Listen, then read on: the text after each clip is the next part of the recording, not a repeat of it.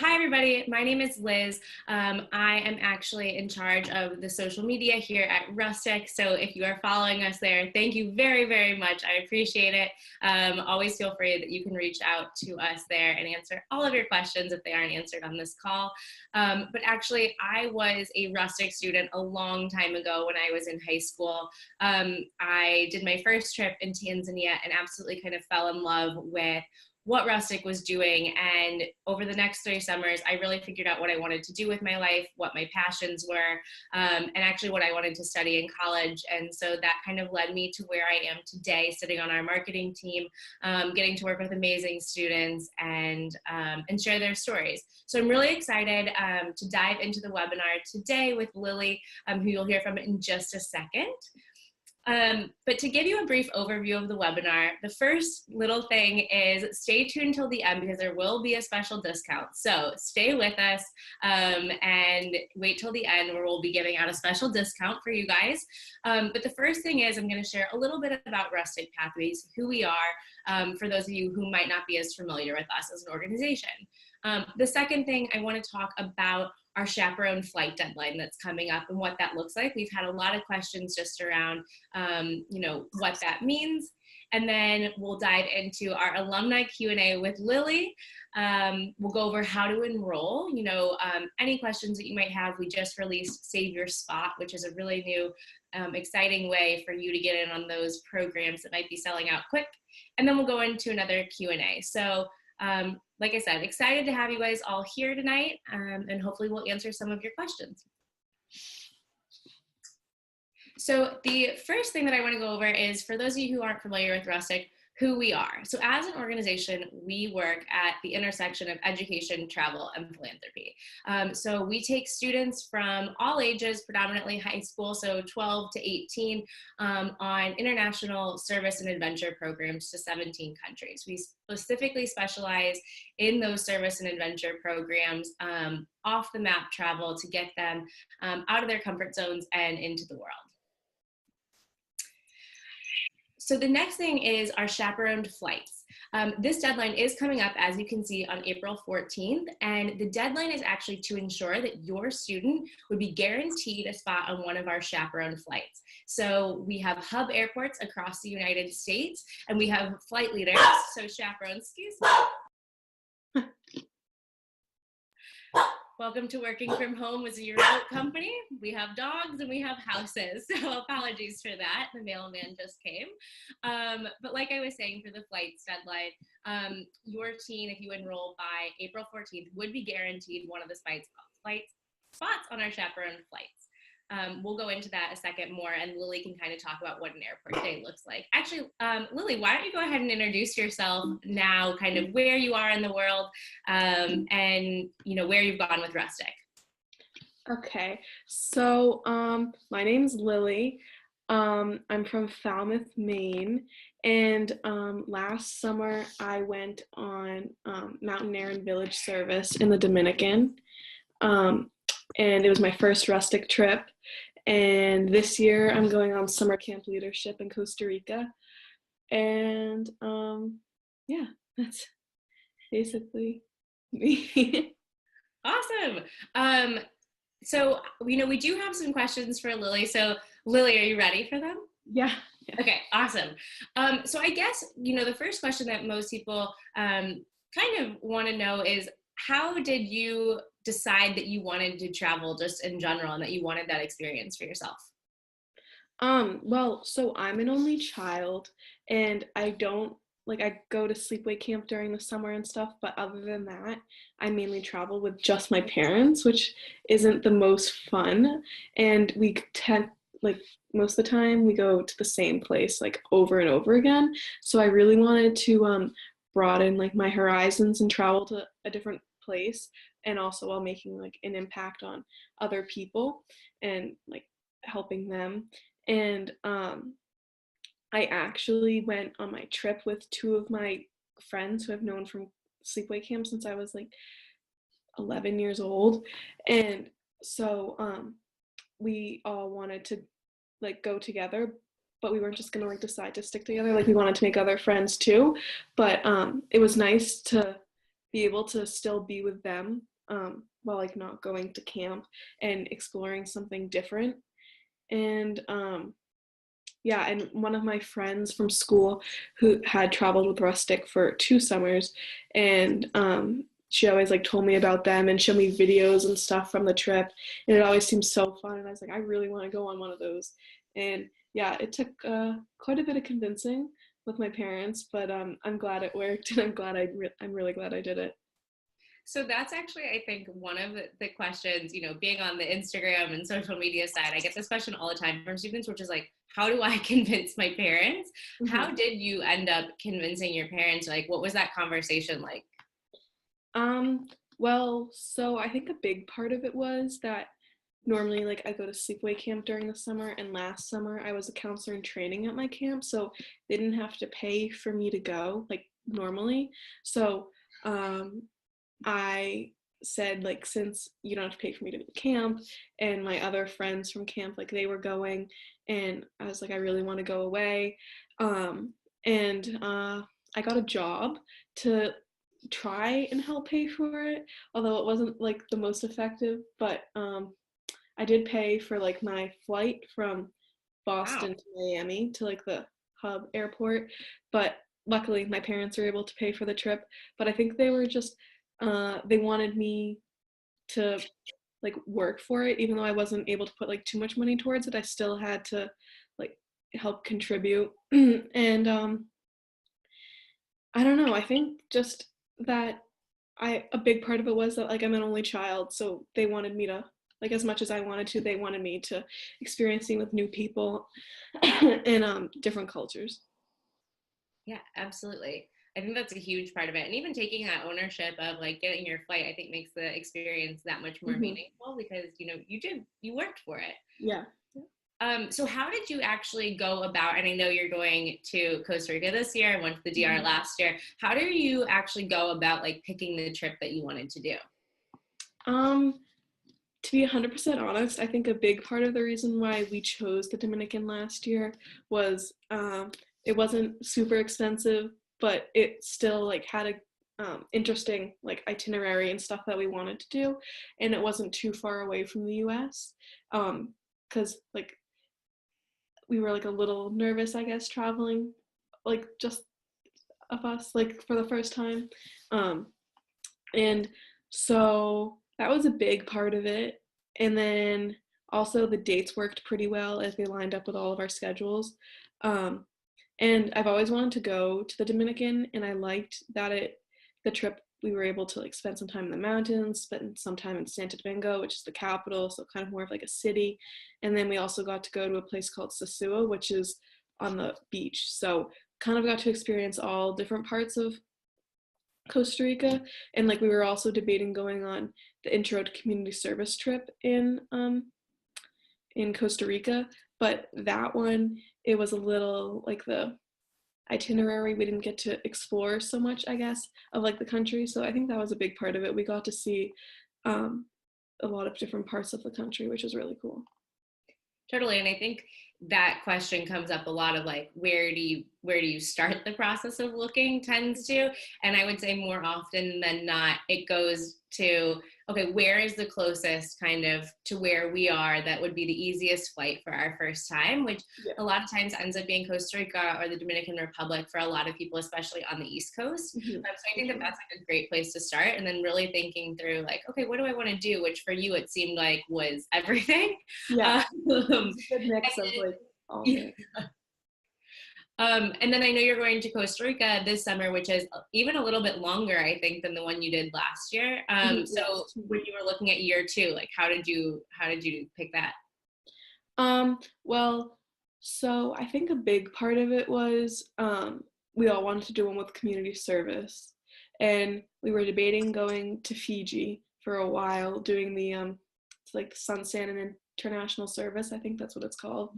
And like basically the whole group that I'm going with, we're all from the East Coast, so it would have been a little more challenging for us all to get to LA to like meet in the city, like at LAX, the hub airport. So I think this like works out well because we're not too far from like Newark, and then the other group of friends who I'm meeting, I think a few of them are flying out of Houston. So I guess that was a big part of it. And also, like my trip last year, it's a good mix between service and adventure because we're going like whitewater rafting for 3 days, and then we're going to the beach for a little, and like while also running a summer camp and being with kids, which I really like being with kids. And I think running a summer camp sounds super cool. And yeah, I think that's basically like how we chose it. And I've wanted to go to Costa Rica for a long time, so.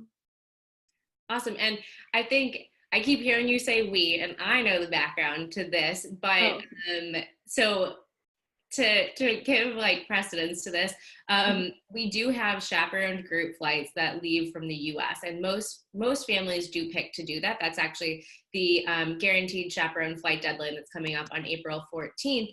Will ensure your student to be on one of those flights. But so Lily did that last year and is actually going to travel with friends that she met in the Dominican Republic to to Costa Rica this year, which is really awesome. So Lily, for you, like, can you just walk us through like why, like what airport day looked like for you? And because I know that's a big question, transferring from your home to one of the airports and then meeting up with the group. Could you just tell us what it was like?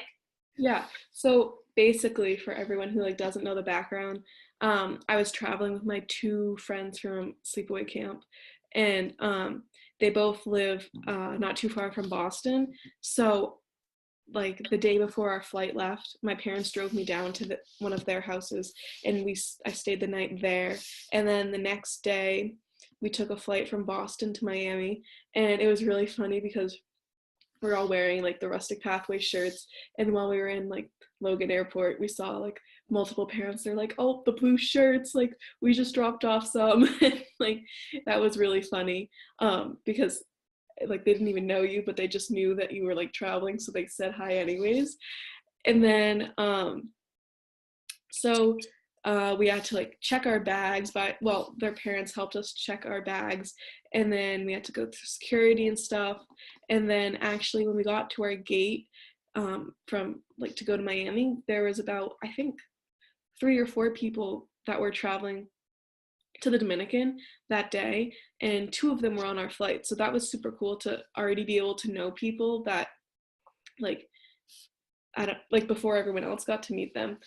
And so we got on our flight there, and then we had to go get our luggage in Miami because like you have to pick it up again. I don't know, it's kind of confusing, but we managed to do that. And then we saw Rustic Pathway flight coordinators all in the airport, and they're like, okay, like everyone go up the escalator, but we didn't know what escalator they were talking about. So it was a little confusing there, but we managed to like find it okay, and a lot of people were like in the same boat as us, so no one knew exactly 100% where they were going.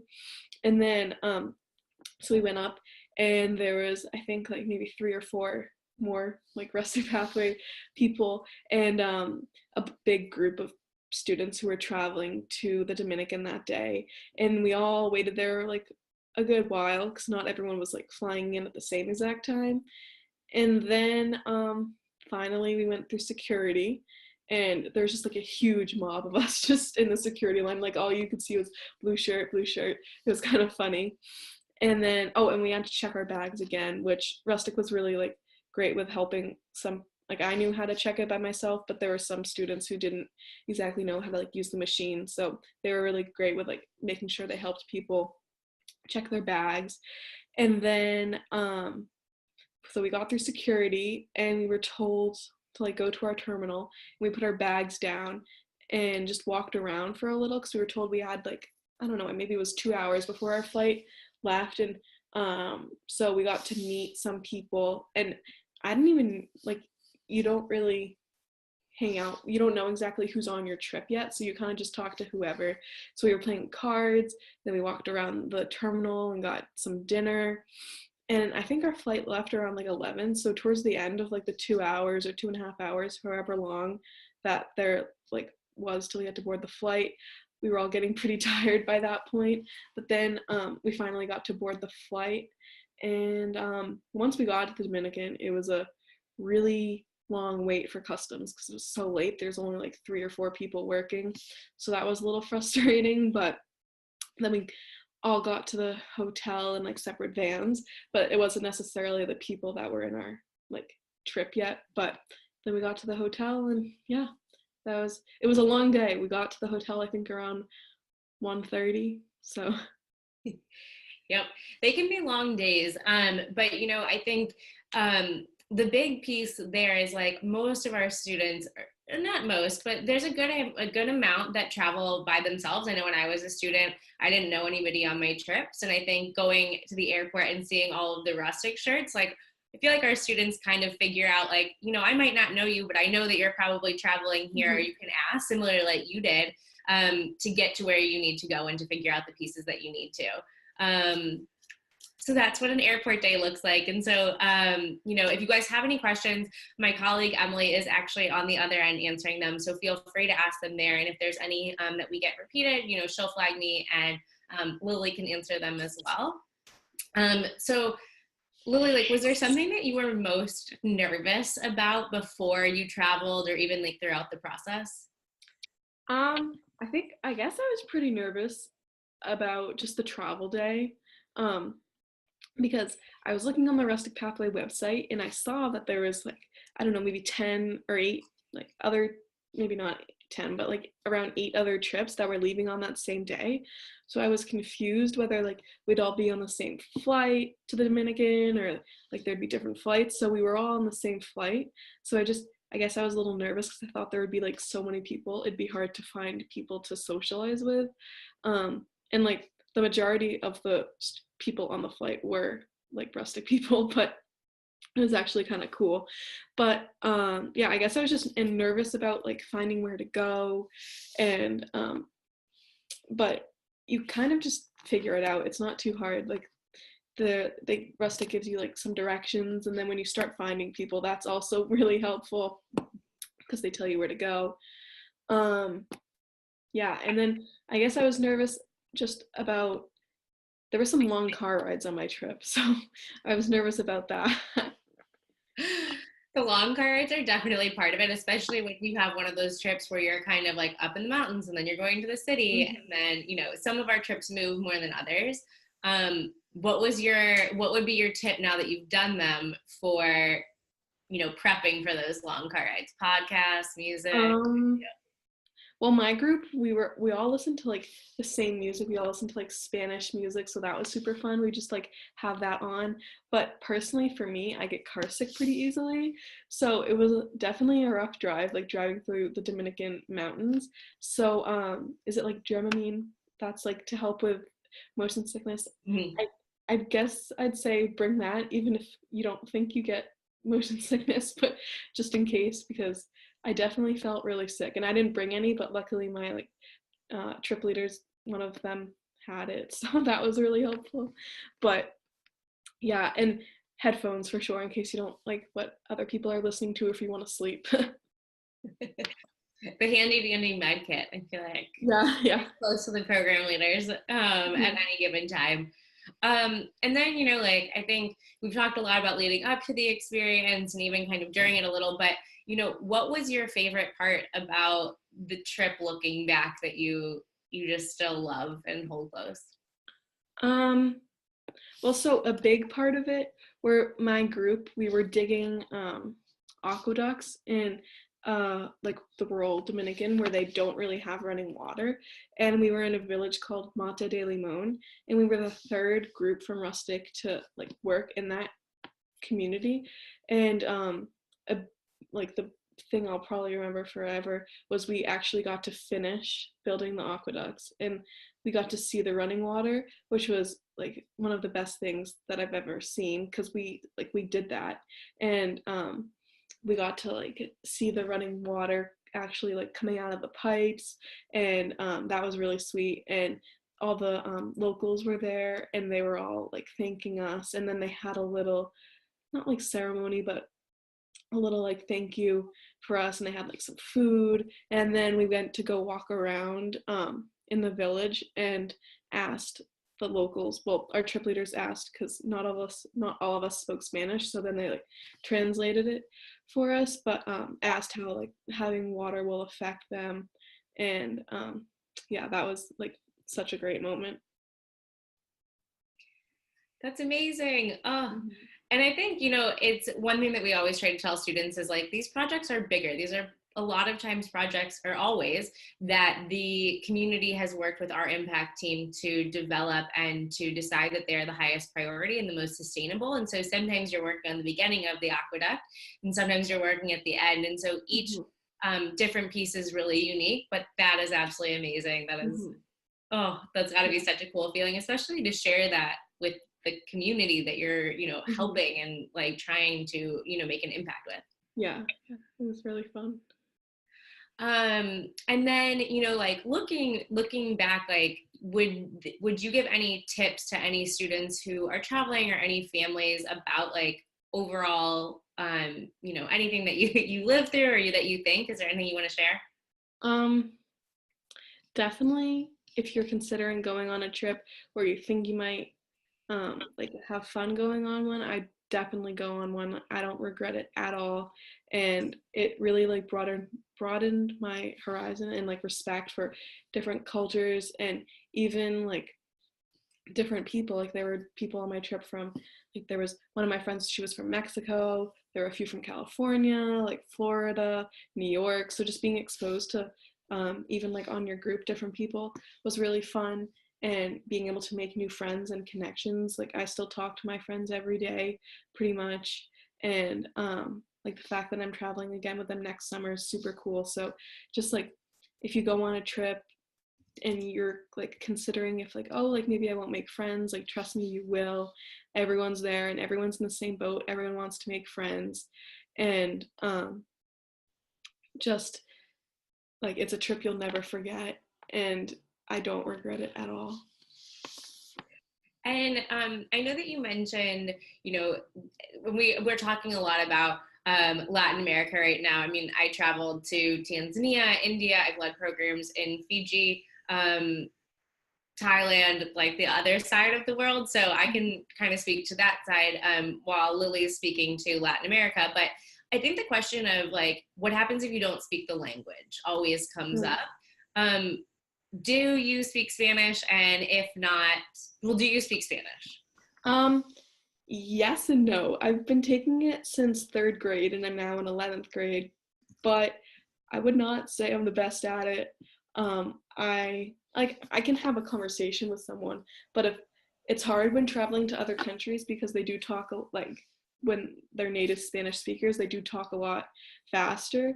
But I noticed like there were some younger kids in the village, and they were like 3 or 4, and I was able to speak, like have sustain like a conversation with them, because they didn't talk as fast and their vocabulary wasn't as like broad as someone who's like older. So and then when we went like to a market and stuff like that, like in Santo Domingo, a lot of people there did speak English because it was like a touristy area. But yeah, I didn't really get to speak a whole lot of it with the like elderly people. Well, not elderly, but like adults. Fair. And so I would say, like, just to piggyback on that, is for other places in the world, our program leaders either speak the language, or we have local program leaders that are always present to kind of help with those communication barriers that could come up. But generally, most of the students don't speak the language of the place that they're going to. So I always recommend just being a conscious traveler, and always, learning how to say hello, goodbye, thank you, just little things like that. And, when you arrive, our staff and program leaders will help you with that too. But it's something I personally like to kind of prep before I go if I don't speak the language at all. Mm-hmm. Yeah. And as a reminder to everybody listening, we are going to do a Q&A. You can actually type your questions in to Emily on the other end right now, and we'll answer those. I see one of the ones that just came up was, will the students need converters to charge devices in Costa Rica? I always recommend packing a universal converter. You can get them at most places. I know Amazon has some. I really like my one I have from Flight 001. But a universal converter will never do you wrong while traveling. But Lily, do you remember packing anything? I did not need one in the Dominican, and I don't know if I'll be bringing one to Costa Rica. I don't know. But yeah, no, in the Dominican, I know you don't need one. Cool. Oh, sorry about that. I switched your countries for a second. Um, awesome. Well, it doesn't look like we have any other questions coming through. We'll leave time at the end for a Q&A as well. Lily, before we kind of go on with the rest of the presentation and the webinar, is there anything that you want to add about your experience or final thoughts? I don't know. I think I already kind of said my final thoughts before, but yeah, definitely go on a trip if you can. It's something you really won't regret, and don't worry about traveling alone. Multiple people are traveling alone. Don't worry about making friends because everyone wants to make friends, and just find a trip that sounds fun and that you think you want to do, and I'd say just go for it if you can. Cool. And actually, more questions came through. Sorry about that. So you won't have to do your final comments again. You're all good. But packing is actually something we get asked quite a bit. I know it's something that makes a lot of people nervous about. As a camp pro, you might not have been. But how did you find packing? And, is there anything that you recommend bringing? So I know I'm an overpacker. So no, you have to carry your bag, Lily. I know. This summer I'm planning on packing a lot less. And one of the main things, so for the trip I got an extra large duffel bag from LL Bean, and I was oh, I can bring so much stuff. So I almost filled it, but in reality I really didn't need to. So packing, I'd say depending on the country and the dress code for the country, bring athletic clothes. If you're going to a warm country, bring a lot of dry fit material stuff because you will sweat, it will be hot, your clothes will smell. And then also for towels, if you're going to somewhere where it's humid, bring it's a quick dry towel, because real towels, they just really don't dry. They get to smell. But packing, I don't know, I think depending on your trip, bring 2 pairs of sneakers because my sneakers got really dirty and they got mud on them, and I should have thrown them out while I was there, but I kept them and brought them home. My mom was I don't want those in the house, so I had to throw them out. But yeah, bring clothes that you don't care about because they will get messed. You can bring some nice outfits, but for the clothes that you'll be doing service in, bring clothes you don't care about because they will get ruined or you might forget them. Yeah. I feel the overpacking thing. As a program leader, I see students show up with every size bag under the sun, and some of them I can fit into. And so just remember, you have to carry your own bag, so keep it light. And for each program, there are packing pages on the website. You'll also get them in your portal when you enroll, so I definitely recommend looking at those. I believe it was last year, we also launched Rustic Gear, rusticgear.com.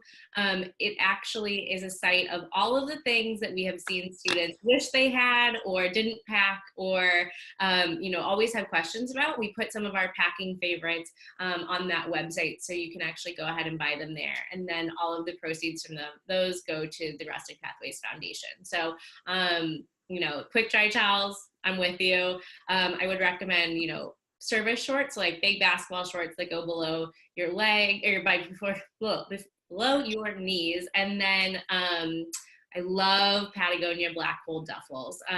They turn into a backpack and a duffel bag, and they're perfect. I'm sure LL Bean is the exact same. Yeah, but definitely with me overpacking, when my bag wasn't checked and I had to carry it from the baggage claimage to the international terminal in Miami, that was a rough walk because it didn't I can't turn it into a backpack and it did not have wheels. So definitely don't overpack because you will struggle when carrying it to the next terminal. Yeah, and with rain or weather, especially on rustic trips, we say rustic in the name, having something that's potentially waterproof is also a really big help. Mm-hmm. Cool. Well, I think that those were all the questions. We'll leave time at the end in case any more come up, but I want to just walk you through the enrollment process, give you your discount code for those who are still on the line. Thank you for being here. Lily, thank you so much. This was really, really helpful. And I know, your insights and I think your feelings on what you were nervous are always things that other students have and other families are worried about. So thank you so much. Yeah, no problem. Thank you. Cool. So I'm going to go ahead and move to our next slide. Oops, excuse me, which is how to enroll. This is a big question that comes up. And like I said, I'm going to quickly show you what that process looks like. So if you guys can see my screen. I'm going to go ahead and go to the Rustic Pathways website. So when you go to rusticpathways.com, there's actually this button right at the top that says enroll. We make it very easy.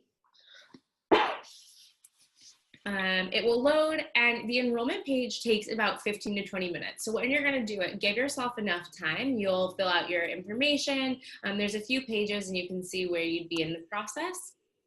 And then one of the other questions that we get asked quite a bit is, I want to enroll, but my student or I don't have a passport yet. Don't worry, you can add the passport information in later. So go ahead and just fill out the enrollment process. And then your personal travel advisor, so the expert on your program that you'll get matched with, will actually follow up to get that information. So that's one way. The other way, and actually the one that I think a lot more people use, is you can go to our menu. You can click the country that you're going to. So let's say I want to go to Fiji, and I know that's the trip I want. We'll have it load.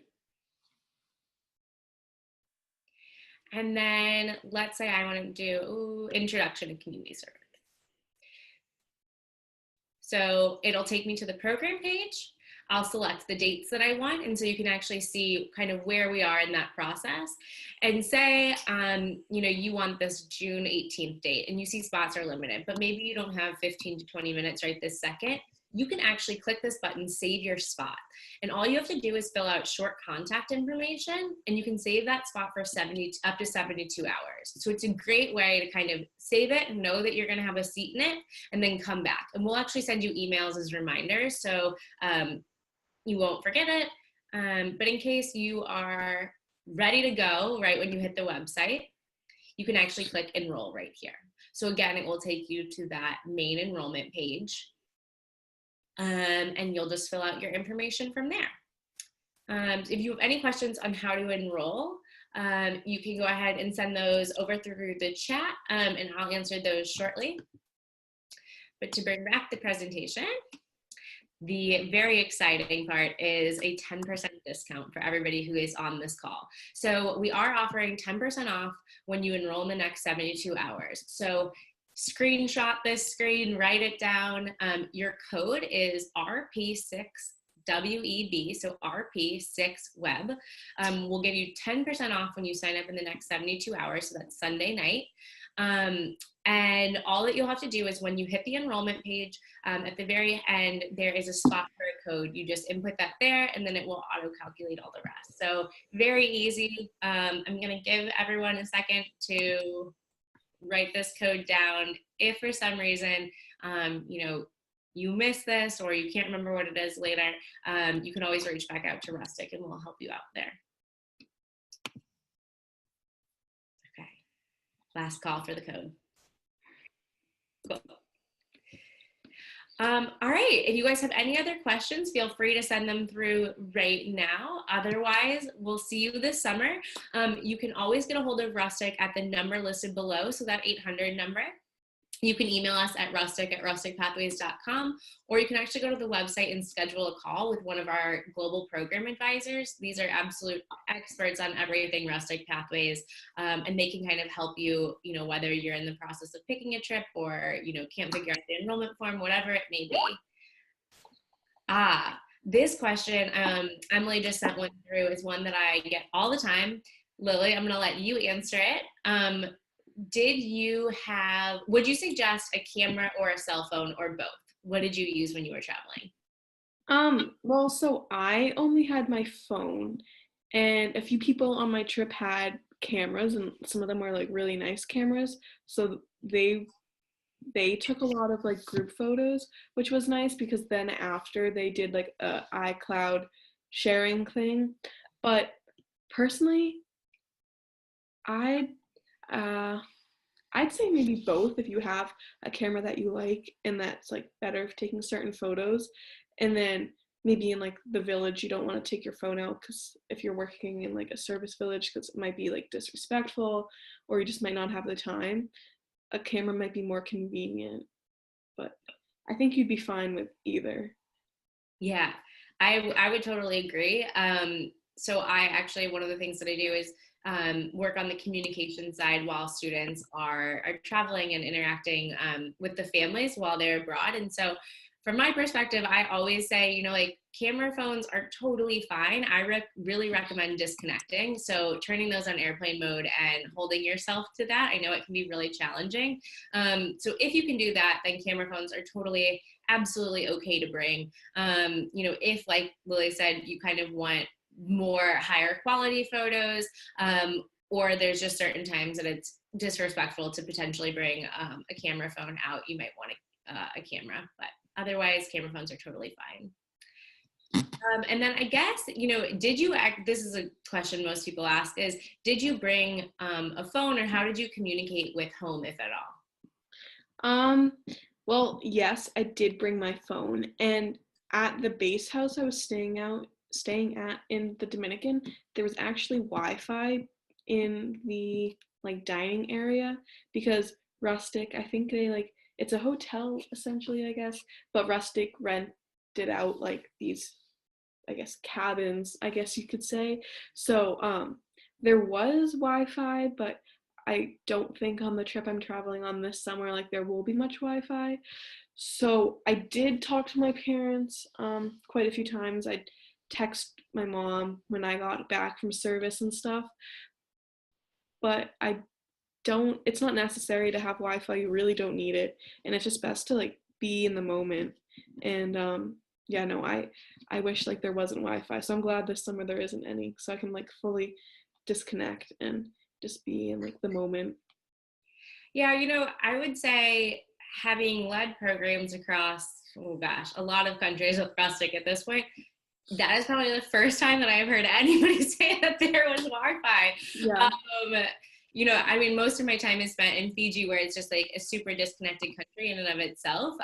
So for those out there, I would not bank on having that, but actually that is where our global communications coordinators come in. We actually have people around the world who are working to make sure that our parents are communicated with while their students are traveling, to kind of take that piece off the students and allow them to disconnect and have that entire experience. But no, I would agree. There are like times where maybe you have Wi-Fi that your program leader, you go to a cafe or something like that. So I know the summer camp leadership base doesn't have it, Lily. That's all right with me. Good.